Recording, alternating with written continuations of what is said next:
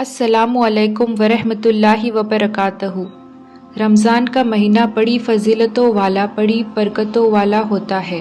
अल्लाह के फ़ज़लो और करम का अंदाज़ा अब इससे लगा सकते हैं कि रमज़ान के महीने में एक नफ़ल इबादत का सवाब एक फ़र्ज़ के बराबर हो जाता है और एक फ़र्ज़ का सवाब 70 फ़र्ज़ के बराबर हो जाता है।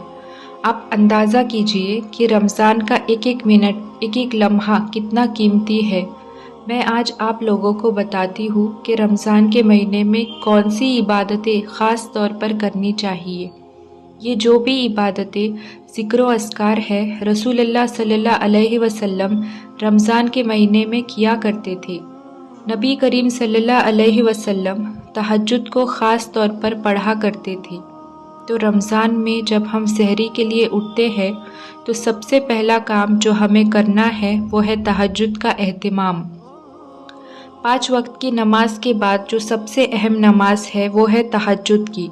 अल्लाह ताला ऐलान लगवाते हैं कि है मुझसे कोई मांगने वाला, कोई है मेरे सामने हाथ उठाने वाला, कोई है मुझसे बख्शिश मांगने वाला।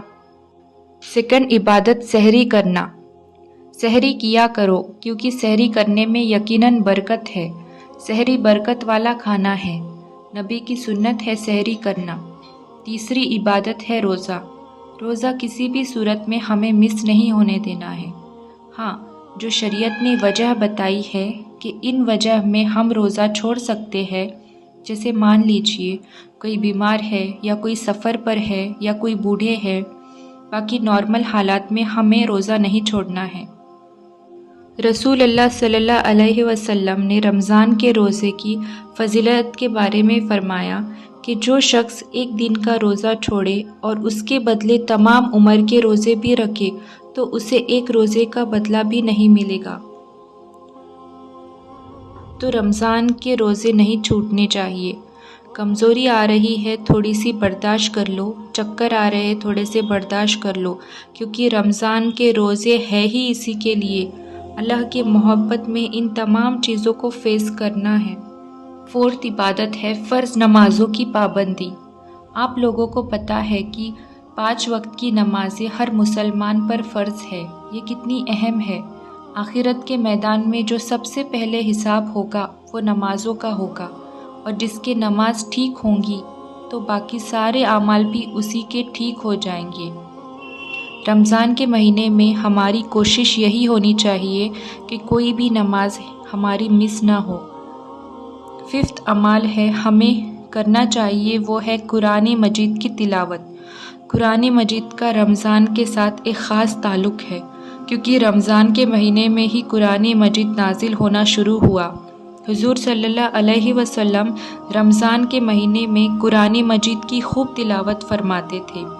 हुज़ूर सल्लल्लाहु अलैहि वसल्लम ने फरमाया, कुरान पढ़ा करो क्योंकि वो क़यामत के दिन पढ़ने वाले के लिए सिफारिश करेगा। इस तरह से पढ़े कि हमें उसका मीनिंग समझ आए, चाहे थोड़ा पढ़ना क्यों ना हो, अच्छे तरीके से पढ़ो, दिल से पढ़ो।